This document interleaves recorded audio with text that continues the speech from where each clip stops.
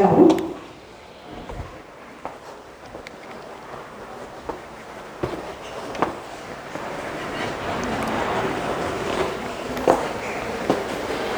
El ha de ser académico titular del programa de Genómica Computacional en el Centro de Ciencias Genómicas de la UNAM. Y pues me los dejo con ellas y nos esperamos. Gracias. Okay. Muchas gracias por la invitación y bueno, mucho gusto verlos a todos por aquí. Yo les voy a hablar un poco de la historia de una base de datos con la que fui creciendo. Yo vengo del área de computación, estudié la licenciatura en informática. Cuando hice mi servicio social entré al antes Centro de Investigación sobre Fijación de Nitrógeno, después cambió de nombre al Centro de Ciencias Genómicas. Ahí hice mi servicio social y a partir de ahí pues me fui metiendo al tema que es la base de datos. Ahí en el programa se analizaba la bacteria Escherichia coli K12, ¿verdad? Y entonces pues estuvimos apoyando en diversas actividades relacionadas sobre esta base de datos. El área me pareció súper interesante, hemos aprendido muchísimo y tanto del área de biología como de la parte de computación, y les vengo a contar un poco de la travesía que hemos estado viviendo, ¿no?, con esta base de datos y con todo el análisis de la información que ha ido almacenándose con pasado los años. Oyendo un poquito sobre las preguntas que han hecho, nosotros pues somos un grupo heterogéneo en el programa, somos varios computólogos, hay biólogos, hay físicos incluso, matemáticos, entonces es un grupo muy heterogéneo. Y todos pues con el ansia de seguir aprendiendo y descubrir conocimiento detrás de los datos, ¿verdad? Entonces mi presentación va a estar relacionada a lo que hemos aprendido en estos 21 años que ha vivido o que tiene de vida la base de datos RegulonDB, cómo hemos estado descubriendo conocimiento a partir de los datos que hemos almacenado. Y bueno, las tecnologías modernas, digitales, han tocado la vida de cualquier área, y en el caso de la genética no es la excepción. Más adelante vamos a hablar un poquito de esas tecnologías de secuenciación masiva y cómo el que nos hayan aventado tantos datos nos está afectando y nos ha robado un poquito la tranquilidad, y enfrentando pues nuevos retos de cómo modelar toda esa información que se está generando y las nuevas técnicas o metodologías que tenemos que desarrollar e integrar para sacarle provecho a la información que está almacenada. Entonces, por ahí encontré un artículo bastante interesante, es del 2015, de la Software Alliance. Hay un informe bastante completo de por qué son importantes los datos, y hablaba ahí o introducía de que como humanidad pues tratamos de reunir datos y anteriormente pues recopilarlos tomaba su tiempo y además eran escasos, pero eso ha cambiado porque hoy día los datos dejaron de convertirse en un recurso escaso y ahora pues es muy abundante. Los tenemos en todas las formas, pero incluso pues ha llegado a ser un recurso fundamental en cualquier organización. Y me impactó esta gráfica que mostraba, en donde decía que antes del 2014 la cantidad de datos disponibles representan solamente el 10%, y a partir del 2014 ya con todos los medios digitales, toda la cantidad de datos que almacenan es impresionante. Bueno, desde 2015, imaginemos esta cifra ha cambiado hasta nuestras fechas, pero del 2014 al 2015 representaba el 90% de los datos que se generan a través de los dispositivos. Es realmente impresionante. Y en base a eso yo quisiera arrancar mi plática enfocándonos a lo que nosotros hacíamos realmente antes del 2014, porque también es un parteaguas para nosotros. Y les comento, RegulonDB es una base de datos muy pequeña que se enfoca a recopilar información sobre la regulación genética de una bacteria que generalmente su hábitat es en el estómago. Bueno, este es el portal web donde hacemos disponible la información y vemos que en esta gráfica que les presento, ¿por qué Escherichia coli? Porque es un organismo modelo y es un organismo muy noble donde se pueden hacer los experimentos y podemos tener resultados mucho más pronto. En esta gráfica representamos el número de publicaciones que había en PubMed accesibles de distintos organismos y obviamente la cantidad de artículos para E. coli pues era realmente diferencial con respecto a los otros organismos. Entonces es un organismo muy utilizado y por eso también su importancia para analizarlo.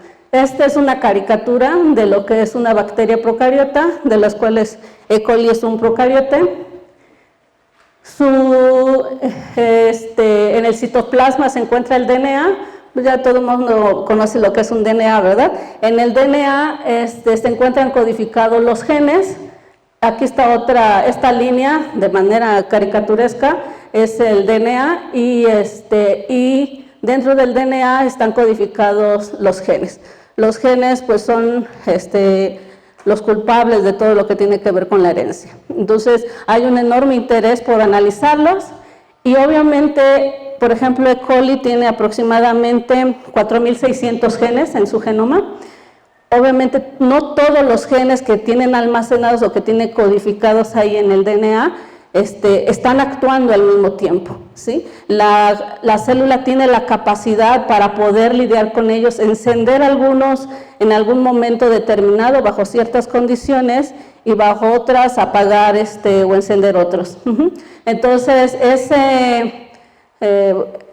todo ese vaivén de encendidos y apagados son controlados por unas moléculas a las que llamamos regulación transcripcional y en sí es el modelo que se compila o se trata de curar toda esta información en Regulon DB. Es un solo mecanismo, pero bueno, la célula obviamente es mucho más compleja, pero para que vean que de un solo organismo existen alrededor más o menos, no sé, unas 20 bases de datos que tratan de estudiar esta célula, pero de diferentes sistemas, ¿verdad? Nosotros solamente nos enfocamos a lo que es la regulación transcripcional de cómo una hebra de DNA se abre para poder generar una nueva hebra y a partir de esa generar una molécula que puede venir y regular a un conjunto de genes.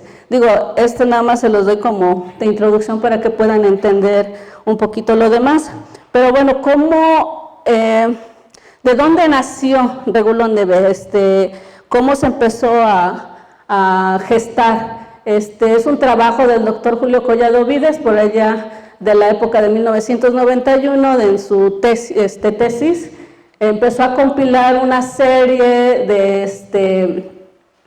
de sitios donde se pegaban estas proteínas para regular a los genes. Pongo esta gráfica porque es a veces muy curioso la forma diferente que tienen los computólogos y los biólogos de ver las cosas, ¿verdad? En su momento el doctor Julio pues decía, quiero sacar, por ejemplo en este promotor, dice, en este promotor que regula cierto gen, se pega esta proteína a una distancia de menos 40. Y entonces con cuadritos y sus dibujitos, pues sí los graficaba para ellos. Para los biólogos la cuestión visual es muy significativa, ¿sí?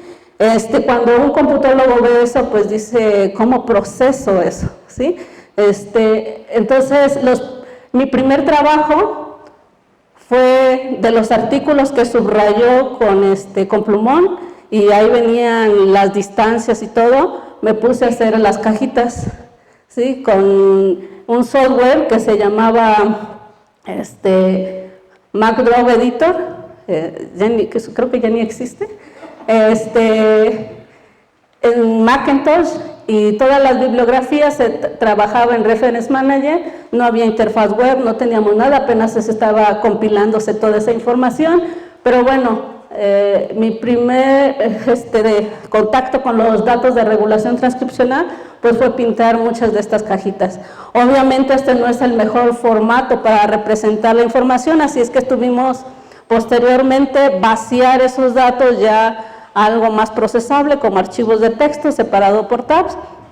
Y entonces, vean, eran pocos datos, pero era tanta la relevancia de la información que en el año de 1997 se nos invitó a participar en la anotación del genoma de E. coli, porque teníamos compilados algunos de los sitios de unión de los factores de transcripción.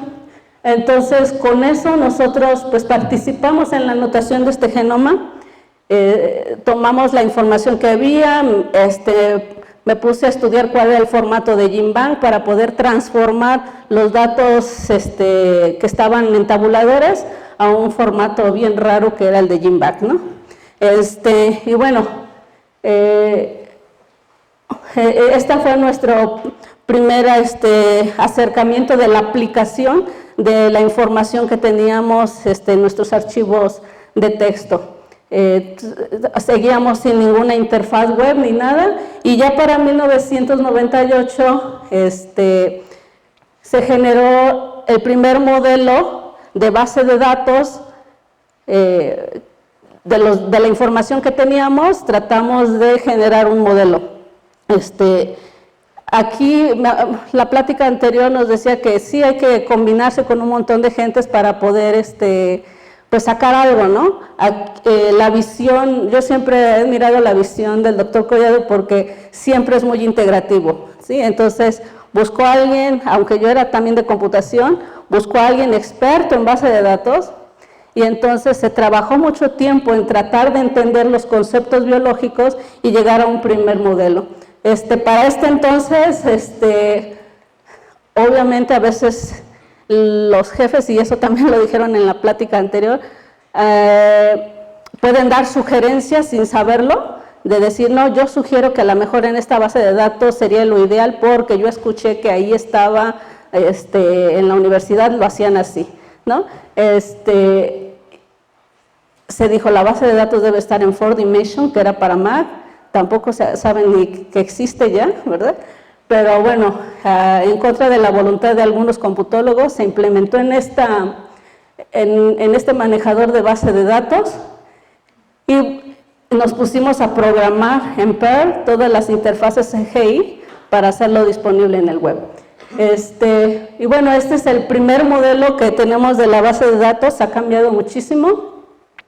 Cada año pues se fue agregando más y más información. La biología, a pesar de que es un mecanismo que uno pareciera que es simple o que de una bacteria no se puede conocer mucho, la verdad es que es súper complejo. Esta caricatura que les puse es muy simplista, pero el mecanismo que hay detrás es realmente impresionante y muy complejo.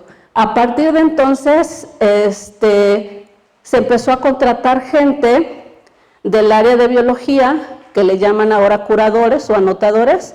La idea es que de toda la información que había en las bases de datos PubMed, era jalar todos los papers que hubiera ahí y contratar pues un montón de gente que los leyera para anotar toda la información que se decía ahí de la bacteria E. coli y el mecanismo de regulación transcripcional, tratar de capturarlo y tener una base de datos al día, que siempre estuviera al día y que pudiéramos ofrecerle a la comunidad científica lo más reciente o lo más completo que tuviéramos de este mecanismo.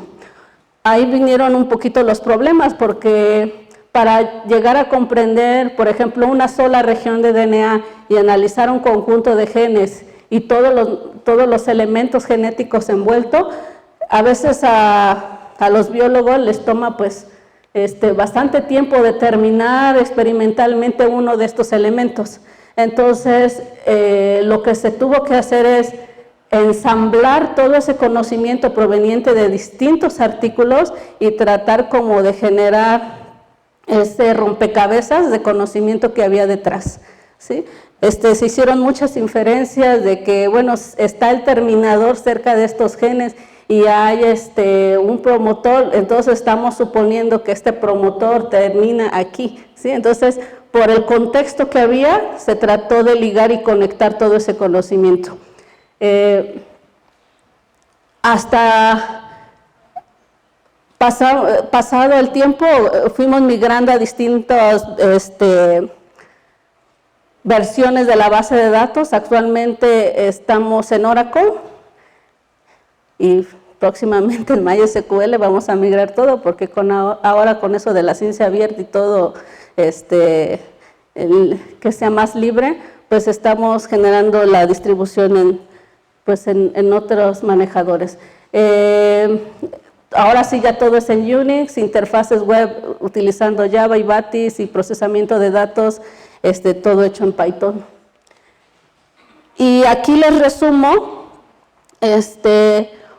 un poquito de las cosas. Bueno, voy presentando algunos de los análisis que con la poca información que se tenían, qué tipo de análisis se empezaron a hacer con esa información. Y ha sido muy interesante cómo eso ha ido generando proyectos y líneas de investigación en esta área de la regulación genética. Entonces, ya les había dicho que una de las primeras aplicaciones fue en la anotación del genoma de coli y después un primer modelo de lo que es la regulación genética. Pero a partir de los sitios de pegado que se empezaron a compilar, un TF reconoce cierta región de DNA y se vio que no se pega donde quiera. Reconoce o se pega en ciertas regiones y se empezaron a compilar todos estos sitios de unión que están distribuidos en todo el genoma para un solo regulador. Y aquí les muestro el caso de un regulador que se llama Lexan. Estas son algunas de las firmas que reconoce y les pongo en negrita algunos de los símbolos que están conservados en esos sitios que está reconociendo. Entonces, cuando se hizo la anotación del genoma de coli, nos dijeron, para el siguiente año que vamos a sacar una actualización del genoma, nos gustaría que también nos predijeran los sitios de unión de TFs de los reguladores que ustedes tienen anotados, ¿no? Entonces dijimos, bueno, pues está muy interesante, la cosa es cómo le hacemos, ¿no? Entonces, con las herramientas que teníamos ahí, desarrollaron por ahí en Japón un algoritmo de búsqueda de patrones que lo utilizaban para otra cosa en computación, y bueno, lo aplicamos pues aquí a la búsqueda de patrones para reconocer este tipo de motivos. Era muy simplista, la verdad. Se publicó los resultados se publicaron en este año, pero lo único que hacíamos era buscar un motivo, una región separado por cierto número de caracteres y después con otro motivo conservado. Obviamente sí encontraba algunos de ellos, reportaba a veces muchos, y entonces decir los umbrales de corte era todo un reto, ¿sí? Pero bueno, fue una primera aproximación. Pues esto también ocurrió por allá por 1998 y generamos la actualización de esos datos en el siguiente release del genoma de coli. Conforme se fueron agregando más información, después anotamos lo que son los operones. Los operones tienen que ver con cómo están organizados los genes en el genoma. No todos, el hecho de que estén uno seguido de otro, tienen una función. Entonces, lo que se empezó a compilar fue la estructura del DNA, cómo estaban organizados esos genes. Entonces, una primera pregunta fue, el hecho de que estos dos genes trabajen juntos o colaboren para generar una respuesta de la célula a lo que está haciendo, una respuesta a su ambiente, tiene algo de diferencial con respecto a los genes que están a un lado. Entonces, también de manera muy simple lo que hicimos fue sacar la distancia de este gene con respecto a y eso le llamamos las distancias intragénicas o dentro del operón. Y ya después dijimos, bueno, ahora hay que sacar las distancias de este gen con respecto a este, que no forman parte del mismo operón. Entonces, si hay algo que nos puede indicar cómo predecir operones en todo el genoma de coli. Y bueno, en esta gráfica les muestro lo que se encontró. Las líneas en rojo representan las distancias dentro del operón y las que están en azules las distancias fuera del operón. Entonces fue muy significativo ver que generalmente los operones tienen genes que son muy cercanos. Y bueno, ya las implicaciones biológicas es que pues para responder a una condición determinada, los genes deben de estar cerca, etcétera, etcétera, ¿no?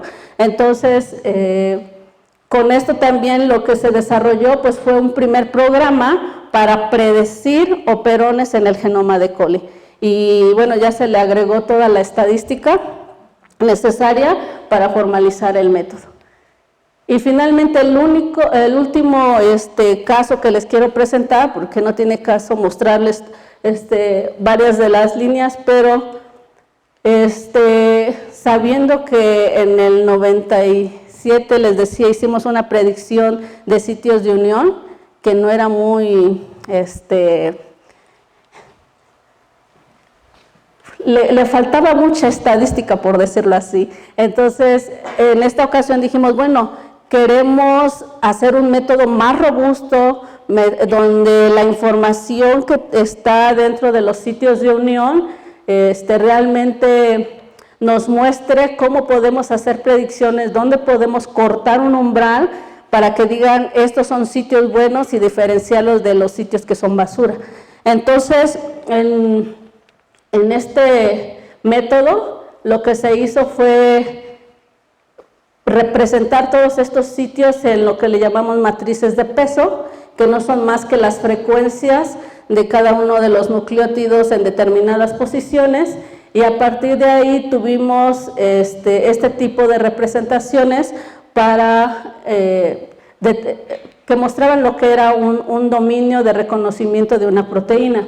El método lo que hacía también es que, bueno, ya tengo una matriz de un regulador transcripcional, ¿realmente esa matriz es buena para predecir o puede predecir cualquier cosa? Entonces se desarrollaron nuevos métodos para evaluar cuándo una matriz es buena para poder reconocer nuevos sitios y cuándo no, porque sí hay algunos reguladores transcripcionales que no es que reconozcan cualquier cosa, pero el diferenciarse respecto a los nucleótidos que hay en su entorno les cuesta un poquito más de trabajo. Entonces se hicieron la evaluación de estas matrices y se reportó en este artículo. Ahí se descubrió que, por ejemplo, precisamente algunos reguladores no son muy buenos para predecir, a diferencia de algunos otros que sí sus motivos de unión son muy conservados.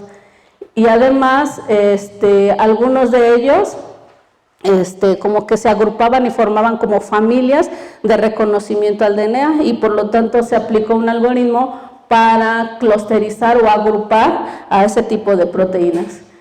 Y esta lámina que les pongo aquí pues es un resumen de las cosas que se han hecho.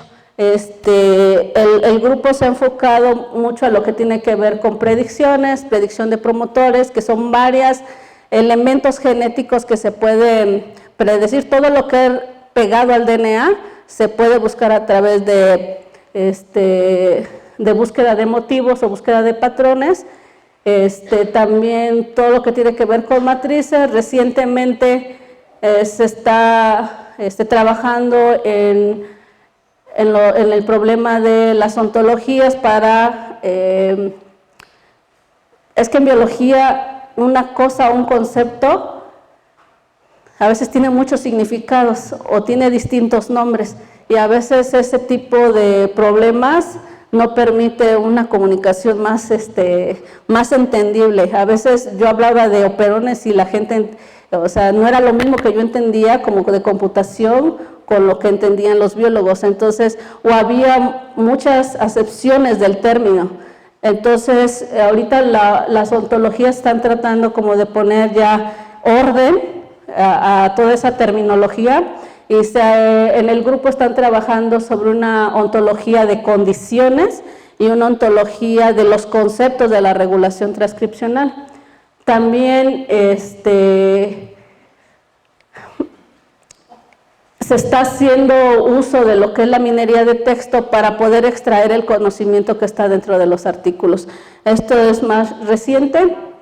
Y finalmente, lo que es la representación gráfica es muy útil para los biólogos. Entonces, hemos trabajado en desarrollar algoritmos que nos permitan darle a los biólogos esa parte visual que necesitan y de integración del conocimiento también, ¿sí? Y bueno, les digo que es como un resumen de las cosas que hemos hecho, y hasta ahí pues todo era tranquilidad y paz. Lamentablemente no, bueno, yo creo que es bueno también los cambios. Con el uso de las tecnologías masivas, pues se nos ha inundado de información, y en Regulón DB recientemente se nos ha solicitado incorporar información que viene de tecnologías o de metodologías como ChIP-seq, RNA-seq, ¿sí? De todo lo que tiene que ver con secuenciación masiva y búsqueda de motivos de manera masiva en todo el genoma. Entonces, de un solo experimento, lo que antes teníamos 1 o 2 genes y su expresión y el pegado de una sola proteína, ahora tenemos artículos donde vienen mapeados 14,000 promotores, o sea, o 5,200 sitios de unión, ¿sí? Entonces, o sea, es una inundación de información de un solo experimento, ahora multiplicado por la cantidad incalculable de condiciones que pueden hacer. Pues tenemos un nuevo reto de cómo vamos a codificar toda esta información. Además de que nos está rompiendo los paradigmas, porque generalmente, por ponerles un ejemplo, la regulación transcripcional, generalmente conocemos que es río arriba de los genes para poder regular a los genes, pero ahora estas metodologías nos dan información de que hay sitios de pegado dentro de genes e incluso en regiones muy locas, por decirlo así, en genes que se encuentran y no tiene sentido que haya una zona de regulación ahí. Entonces, es cómo integrar toda esa información y cómo interpretarla. Entonces, nosotros tenemos una base de datos pura, bien curada, por gente experta en biólogos que han dedicado su vida a anotar de manera cuidadosa cada uno de los elementos genéticos, y pues ahora de repente con toda esta información nos dicen, todo lo que es de secuenciación masiva ponlo en otro lado, para que no se revuelva con lo bueno, ¿no? Entonces, ahora tenemos que lidiar de cómo vamos a integrar, pero además es ponlo en una bolsa aparte, pero también lo quiero ver junto, pero visualmente, que yo pueda escoger, ¿no? Entonces, para esto pues hay que desarrollar detrás todos los, pues el software necesario para hacer esto, ¿no? Y procesar toda esta información, meterla en las bases de datos y después, obviamente, pues tratar de hacer inferencias o minería detrás de estos datos. El actual Regulón, bueno, el del año pasado, teníamos 7,000 referencias que se han curado a través de los años, pero la tendencia nos dice que los experimentos clásicos van disminuyendo en comparación con las metodologías nuevas que van a ir aumentando, y aunque no haya muchos papers, o sea, sí hay muchos datos.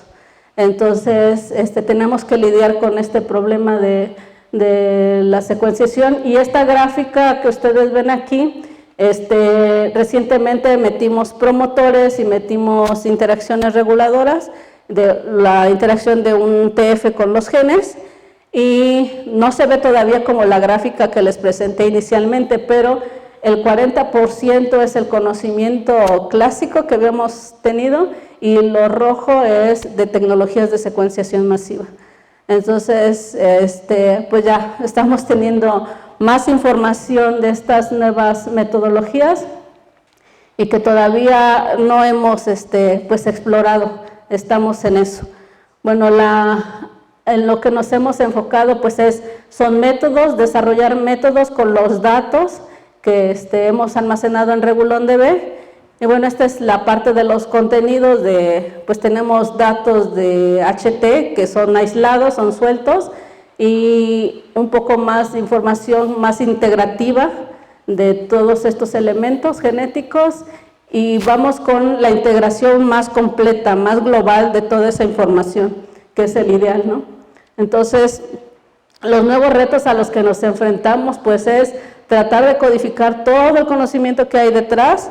Esta gráfica me gusta, la explica muy bien el doctor Coya, donde dice que nada más vemos por encimita los datos y apenas vemos como el 25% de la realidad, ¿no? En cambio, todo lo que está oculto, pues no lo vemos, y necesitamos como de herramientas para descubrir todo ese conocimiento, y sobre todo ahorita que pues nos están bombardeando todos los datos de secuenciación masiva. Entonces tenemos retos desde la anotación para la extracción automática de toda esa información que se encuentra en otras bases de datos o que se encuentra en los artículos en formato de tablas, etcétera. Cómo almacenar toda esta información, si va a ser MongoDB, si Hadoop y no sé qué, o simplemente nos quedamos con Elasticsearch. O sea, este tipo de decisiones que luego discutimos en el grupo, qué nos conviene más. Y sobre todo que ahorita también nos han escuchado de lo de Fair Data, Elixir, que es un movimiento del rollo de ciencia abierta, que es cierto que hay una inundación de datos, pero los datos no sirven si no están bien descritos. Entonces, ahorita se está poniendo como regla que los datos deben ser verificados. Esto quiere decir que péguenle un metadato, sea de Dublin Core, OpenAIRE o lo que sea, donde describe el autor, la fecha, la columna 1, qué significa, qué tipo de dato es, etcétera. Y obviamente ahorita como requisito para todas las bases de datos, ya te ponen tu estrellita de si estás verificado o no. Entonces nosotros también estamos ahorita trabajando en un proyecto para verificar la base de datos. Y bueno, obviamente vamos a tener que desarrollar nuevas herramientas para descubrir todo ese conocimiento, si nos damos abasto, si no, pues hay varios colaboradores que están trabajando en ello, y nuevas formas de integrar y representar el conocimiento de manera visual, ¿sí? Pues bueno, son de los retos que tenemos ahorita en RegulonDB. Y con eso termino, y bueno, como les decía, tenemos un grupo muy disciplinario, muy interdisciplinario, que son varios biólogos, computólogos, de distintas áreas, de desarrollo de software, analistas, de expertos en bases de datos, y pues todos tratamos de entender un poquito. A mí me toca hacer, como soy la que tengo más tiempo, me toca ser la intérprete entre los biólogos y los computólogos, pero pues ha sido muy divertido. Bueno, sería todo de mi parte.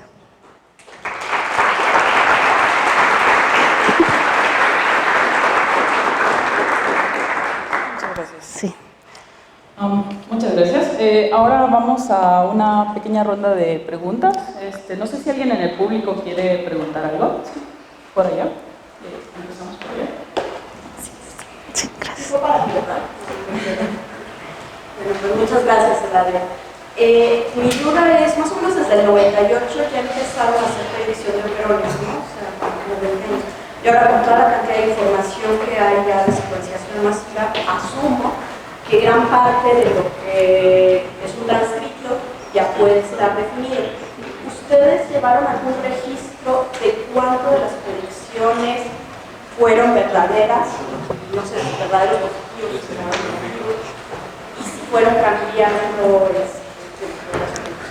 Sí, es muy interesante. Ya los nuevos métodos que, o sea, a partir de el primer artículo que les mencionamos, fue como el pionero. Ya después empezaron a salir muchos métodos agregando otros tipos de variables, entre ellos precisamente datos de microarreglos y haciendo validación de los operones, ¿no? En la anotación, nosotros subimos las predicciones y también les pusimos una etiqueta, y sí, los biólogos empezaron a ver de que, mira, este sí es un operón predicho bien, y estos no. Sí tenemos el conteo, pero también estos métodos no toman en cuenta muchas de las realidades de la biología. La biología tiene muchas excepciones.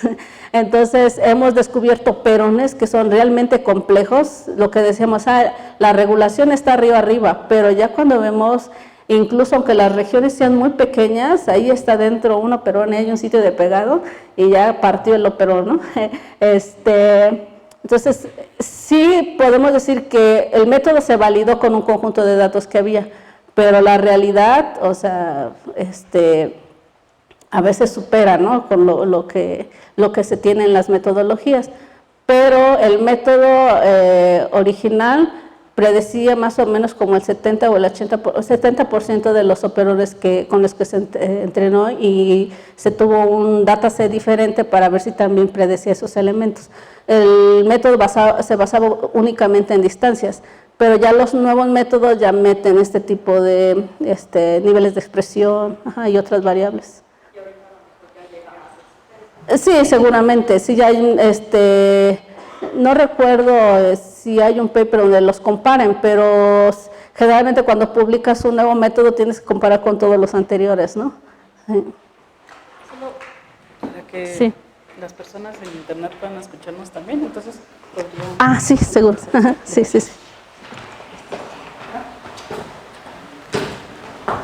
Hola, ¿qué tal? Felicidades, trabajo muy interesante.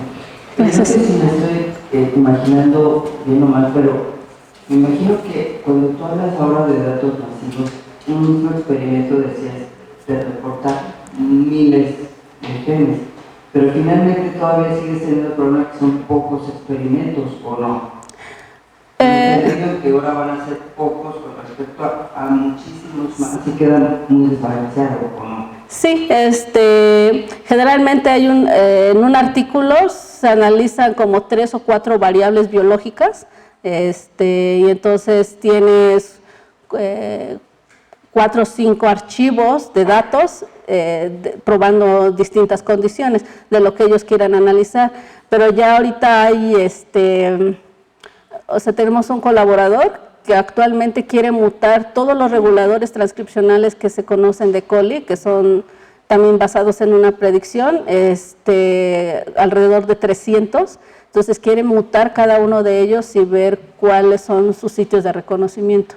Entonces, ya ahorita con las tecnologías y como sale ya las cosas más baratas, entonces sí estamos viendo que lo que se viene, o lo que ya está de hecho, pues son pruebas de diferentes condiciones y miles de genes, ¿no? Pero tienes que hacer mucho manual todavía de experimentación extraer, o no sé, o no. No, ¿Cómo sacas muestras y eso, o no? Pues lo que entiendo es, por ejemplo, ponen a crecer la bacteria en una condición, la matan y extraen todo el Sí, no es, por eso tienes datos aislados, porque a veces nada más se enfocan, quiero ver tal regulador, dónde se pega, ¿no? Entonces va muy enfocado a encontrar los sitios de pegado de ese regulador. Ya ni se enfocan en una región, sino de manera global. Entonces ponen a crecer la bacteria y extraen el DNA mutando o poniendo, afectando al regulador para ver lo que resulta, y entonces ya en su experimento pueden ver de manera masiva toda la expresión de aquellos genes que están siendo afectados. Sí.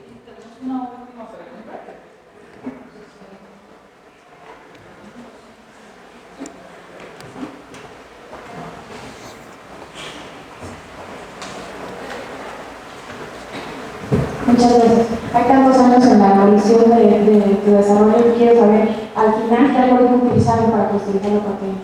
¿Para qué? Para clusterizar la proteína.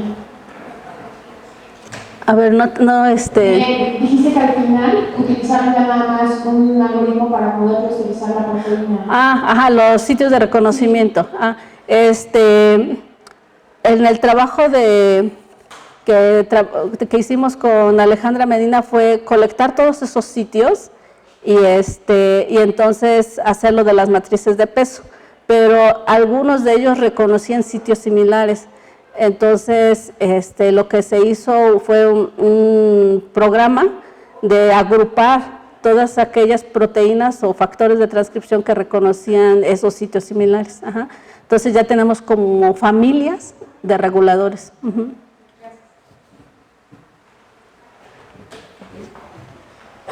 Muchas gracias, le damos un fuerte aplauso.